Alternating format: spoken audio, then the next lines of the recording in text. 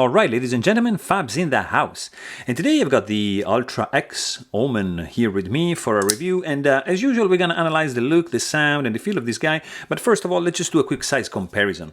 Let's compare it up against some other budget knives. This is a Bestech Spike right over here. Very, very similar in size, in price, a little bit more expensive. This is going to be around $20–30.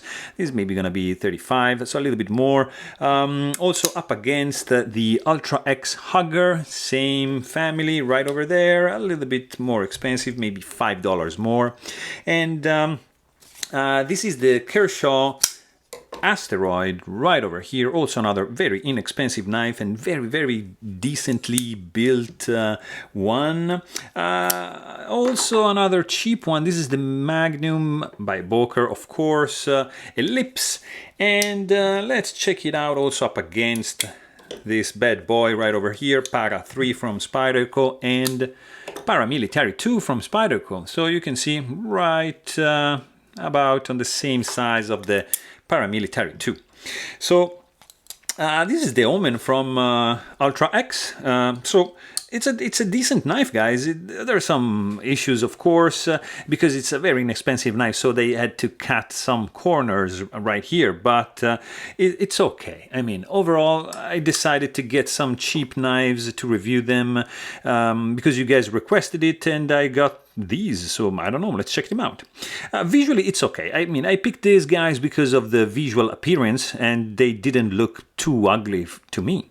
In fact, this is a decent one. You can see there are some elements they just copied from some other knife, like for example, this is clearly the area where a stop pin would stop, but there's no stop pin, so they just designed this kind of fuller kind of thing just to match this area here. That's my assumption. I'm not sure if it's like a deliberate choice, but yeah, no, this is clearly something like for a stop pin just to stop against right over there. The scales are G10 with this green color, and honestly, like not really well stamped. You can see there's some imperfections going on, just not really flush with the stainless steel liners. You can feel the gap a little bit here. Overall, yeah, not ideal. There's some chamfering going on the outside, nothing, I mean, it's not sharp inside, but there's not really much sharpening. No skeletonization, no weight reduction on the liners. These are just stainless steel. In fact, there's no need for stainless steel insert going on right over there. And you have kind of like a finger groove going on over here. Not really the space. I mean, I guess you can do a lanyard on this standoff over here, but it might be rubbing up against the tip of the blade, so probably not ideal. The screws are flush with the handle, so that's a nice touch. They're not protruding. This looks like something like a custom pivot, but it's not. You just use like a flathead screwdriver, and it's gonna be super easy to disassemble, like 3 screws and you're done, basically. Very, very simple construction. The clip is, yeah, no, it's too strong. There's basically no ramp to slide your pants in. It's just a bent slab of steel, stone washed, so I give them that, but no, it's pretty poorly designed. It's not ideal, I mean. There's some jimping going on over here, nothing on the flipper tab, and clip is not, of course, reversible, it's just tip-up carry. So the blade, it's okay. I mean, this is a House 8 blade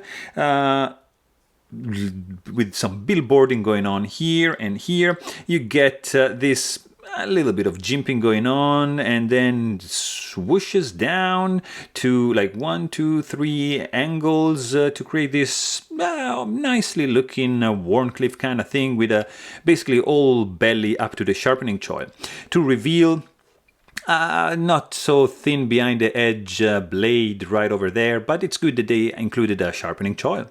The flipper tab is not chamfered. It's a little bit chamfered. I mean, not too much. There's no jimping going on. It's an overall stone wash finish, flat grind, and decently designed, I have to say. I mean, I don't dislike this shape. It's all right. The sound this guy makes, it's pretty anonymous. I mean, it doesn't remind me of anything. It's okay. When you open it, it's very slow, and therefore the click, the clank is it's kind of weak. It doesn't give you like that wow factor, that oh my god, what did you guys, what did you just open there? No, not really. And when you close it, it's just something like that. So pretty anonymous, if I have to say. The weight of this guy is going to be 5.65 ounces, so not the lightest of the bunch. And if you squeeze the handle, you're gonna feel that there's a little bit of hot spot. I don't know how, but it's like kind of like this angle here. It's bugging me a little bit, and there's not really much rounding off of the edges. It's just like one chamfering line, let's say, going on this way, and that's basically about it. Liners are just rounded off internally only here in this side, because you have to kind of like jam your thumb in it to disengage the lock bar going on. Just a very not functional grip right over here, jimping, sorry. Right over here, yeah, you can do some reverse grip, but this area is like too thick, guys. It's like it's not comfortable, in my opinion. I mean, sometimes you need some thicker handle to hold on to, but this is, I think, a little bit proportionate. I prefer something slimmer, honestly. The texture is good, actually. It's gonna give you some nice grip to your purchase, and fit and finish is okay. I mean, it's a budget knife, so let's say for the price, it's all right. I'm not gonna complain about these gaps over here and the misalignments. It's okay, and these stamped grooves are all right, not really nice to my opinion, but it's okay. The clip is not ideal. It's a little bit too short on the clip ramp right over there. The deployment speed is on the slow side, but overall it's smooth. I mean, look at this. I tuned this one, so I had to open it up, lube it, and clean it up. And overall, it's not fidgety, but it's smooth. I mean, it's slow deployment. It's smooth in the closing action. It's all right. Runs on bearings, as we said.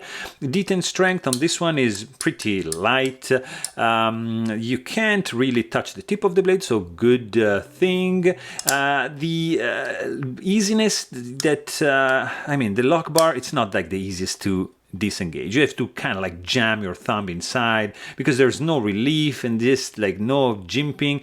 You just have to catch this and just do that. So not ideal. There is no detent ball ramp, of course, just a hard step. As soon as you disengage the lock bar, there's a free fall, but no guillotine effect. You have to wiggle a little bit. So overall, pretty smooth, guys. You see, like this.